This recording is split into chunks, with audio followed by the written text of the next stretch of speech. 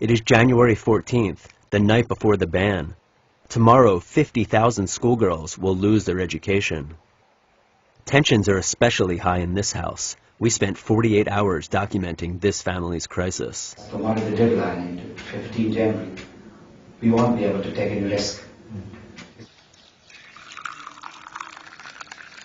Zahuddin Yousufzai owns a private school for girls. It has supported his family for 14 years. Tomorrow he will be forced to close its doors. His 11-year-old daughter, Malala, faces the end of her education. When I saw her for the first time, a very newborn child, and I looked into her eyes, I fell in love with her, believe me. I love her. I love her. The family doesn't know what they will do come tomorrow, but one thing has been decided. They won't leave Swat. I may get brain hemorrhage because of that pressure. That why I left my people in hard days. I should have been beside them. I must bring them out from that quagmire. This is my duty. And if I die for it, I think there will be no better chance for me to die better than this. On the last school night, Zahuddin hopes the Taliban will change their mind against closing the girls' schools. It's not catching tonight. Tonight, the Pakistani military has blocked the Taliban's transmission. But on the ground, there is little doubt who is in control.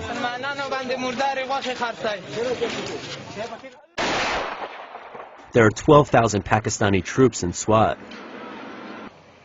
They are ever present in the capital Mingora, where they are targeting Taliban cells like this one.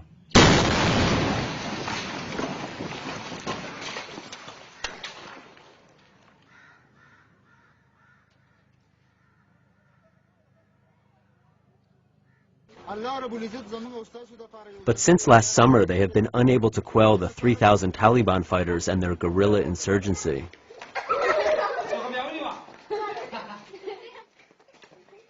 Zahuddin has taken in his extended family. They are afraid to live in the countryside.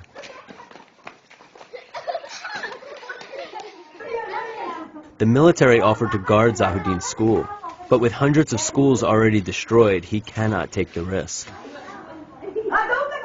Like many in Swat, he feels trapped, unable to trust either side.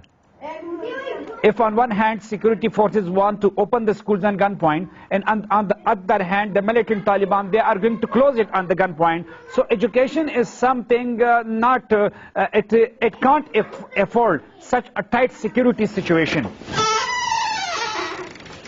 Inside their home, the family lives under siege. Zahuddin is on the Taliban's radar, so some nights he sleeps elsewhere to avoid drawing attention to his family.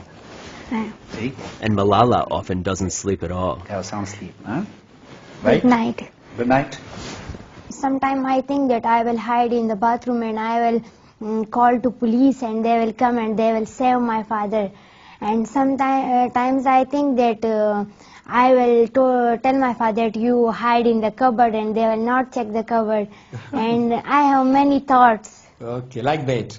And when I'm not at night at your home, then what happens?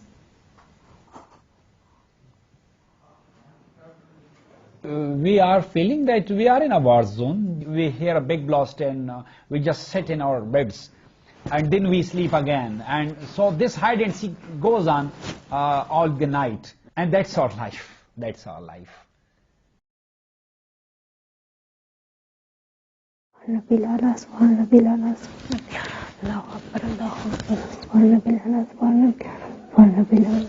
very fearing today is my last day of school.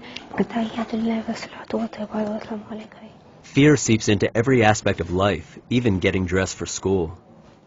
We are not using this uniform now and we go to school in plain clothes and I like my uniform but I'm not able to use this uniform. In the morning, Zahuddin's anxiety is rising. At times, he asks us to conceal our camera. He is worried about who might be watching. We have some limitations.